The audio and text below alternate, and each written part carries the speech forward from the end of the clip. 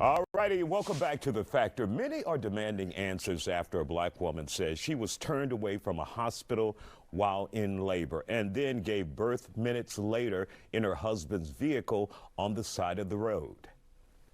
Yes, she's talking about my uterus.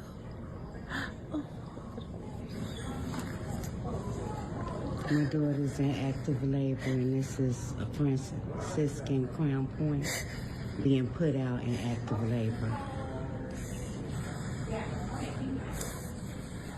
Now, this happened in Indiana Sunday. Mercedes Wells posted online that nurses at Franciscan Health discharged her a few hours after her visit and told her she was not progressing, but to come back if the situation changed. In a statement, the hospital says an investigation has been launched and, quote, the health and safety of our patients is always our top priority. Joining us to talk about it, Dr. Adesole Ayewole, founder and medical director of Lilly Primary Care, and two women who say they have experienced medical gaslighting, Dale Lynn Settle and Brigitte Waugh. So, ladies, first of all, those who say you have had similar experiences, what was it like for you?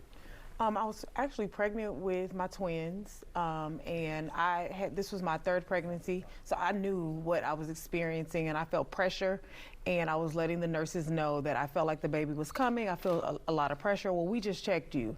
Can you check me again, please? Well, we don't need to check you again. Okay, well, but by the time they checked me, there was already a head crowning. They couldn't even get me into the emergency. And what do they say in a situation like that when they're obviously wrong? They don't say anything, and that's the problem. Everybody just starts to get really frantic. They start running around, and I did let my doctor know, because my doctor has been a part of my family for over 20 years, and so I let him know what was going on, and he was very, disheartened to find out that was happening, but it doesn't seem like he was surprised. All right, Brigitte, your situation? So mine was with my mother, unfortunately. She kept complaining about her stomach hurting, and the doctor was like, oh, it's just a little, your sphinx, it's a little surgery, we just need to open it up. And come to find out, she had stomach cancer, and she died 30 days later. Wow. And do you think it would have made a difference if they would have heeded the warnings from you? It would have made a difference, because I was an advocate for my mother, and they were like, and I knew something was worse than what it was. I said, no, this doesn't seem like just a little sphinx to open it up and then she can eat again. She couldn't keep anything down. So finally, when they did hospitalize her, and I had to fight to get her here to Houston because she didn't live in Houston. By the time I got her to Houston, the doctor who saw her, who did the surgery, was upset because there were tumors. Her body was riddled with cancer. And 30 days later, just mind-blowing. And doctor, I'm not sure if you're familiar with a recent study, 2016 study done with some medical students. Correct. They believed that black people nerve endings were less sensitive and our skin was thicker, therefore a higher threshold for pain. Absolutely. In 2016. Very, very familiar with that. And so those issues still exist today. We see examples of medical gaslighting. These are clear examples of medical gaslighting. So what that looks like is you're feeling something, but someone's dismissing it and saying, oh, well, this is not what you're feeling, and not fully exploring what could be going on. And so as healthcare providers, we do have to do a better job at listening to our patients, because they know themselves the best, right? And fully working up anything that they are concerned about. At the end of the day, you're going to be held liable. Now, does this happen more often to people of color when they're hospitalized or seeking medical attention? I do believe that it happens to people of color more, and that's one of the reasons why I say always bring someone with you to the hospital. Never go alone. Always have an advocate. For some reason, whenever you have someone with you, people take care of you.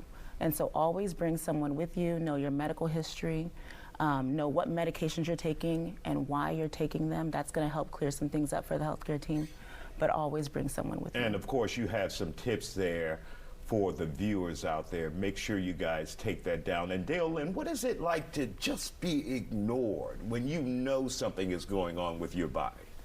So actually recently I had to switch doctors. I got a new primary doctor because every time I would go into the office, we would have a conversation and it was just like brushed right over the issue.